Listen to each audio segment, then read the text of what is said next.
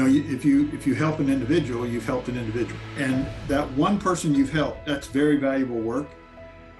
But if you're able to change policy in a way that affects thousands upon thousands upon thousands of people, I think that's a more effective role for a group like the Justice Center. At the North Carolina Justice Center, we are committed to ending poverty in the state across issue areas such as criminal justice, health, immigration, workers' rights. And we live out this commitment every day in our work with coalition partners, with community members, with representatives at the state and local levels. In order to eliminate poverty, you must fight it on many different fronts.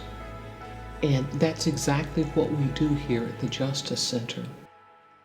One of the ways that I think the Justice Center is so very unique is the number of years that the Justice Center has been invested in this work. We're looking at 25 years. Some 20 years later, on their 25th anniversary, the areas of their work have grown tremendously.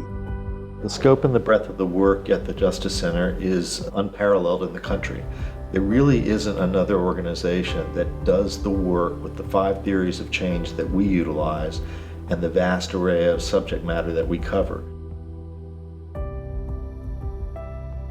It is a holistic solution that's needed.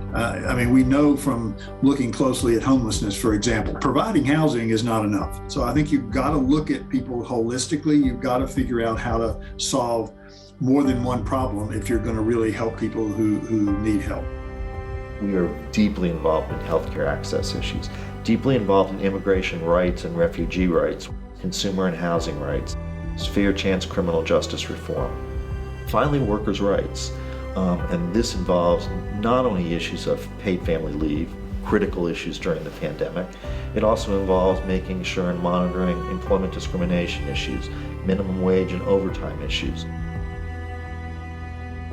I know there was weeks I worked from like 8 a.m. to 2 a.m. the next day with like maybe a meal break. You can't really handle your personal business as far as dealing with that many hours work. It's just not fair. It's not fair to take people who want to work, who need to work, who are broke and hungry, and then take advantage of that.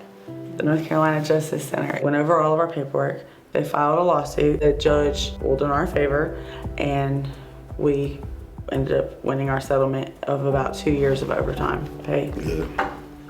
The Justice Center definitely helped us out a lot. We do not live one-issue lives, and so we find it's really important at the North Carolina Justice Center to address multiple issues that individuals may face in our state.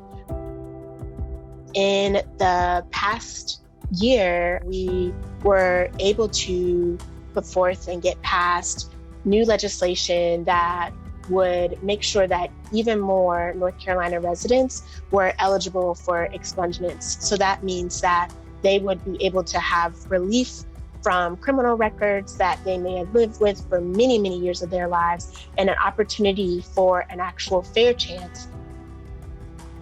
Let's take Medicaid expansion for a moment. There are about 600,000 people in North Carolina that would be effective in a positive way if Medicaid were expanded. The Justice Center has been focused on this for a long time and has been able to tell the story of some of those people, but also to help other North Carolinians understand the benefit to them. It's one of those things that's going to benefit all North Carolinians, but the Justice Center is the best able, I think, and has been the best at pointing this out to everybody.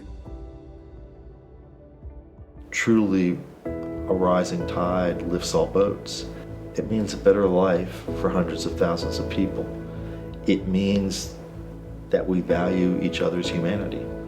We are there in communities, in families, and with people at some of the most vulnerable times in their lives, when they need a hand, when they need assistance, when they need someone who is there for them, that will advocate for them and care about them. I don't think there's ever been a time in the history of the organization when it's been more needed. I have seen the Justice Center grow in reputation and in confidence in its own work and efforts. I've seen the Justice Center grow stronger.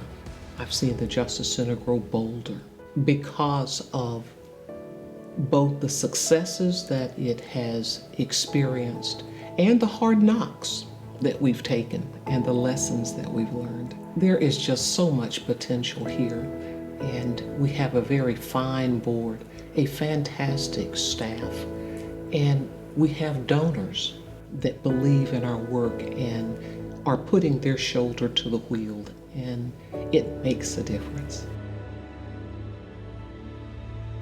The Justice Center is all of that. And so as we think about the transition that is coming, we're going to be fine because the Justice Center and all that it entails will remain and will continue working. We are at a moment in time when it is our generation's responsibility to ensure that we fight the battle against poverty and disease, apathy and distrust, illiteracy and prejudice. And the only way to do that is to do it together, to do it in a way that gives value and human dignity to each person who lives in this state, to ensure that their lives are made better because of our work, to leave a legacy that this state is a better place for this organization having been here and each of us having been here. And there is no longer a circumstance in which words are a substitute for deed. There is no abdication of responsibility.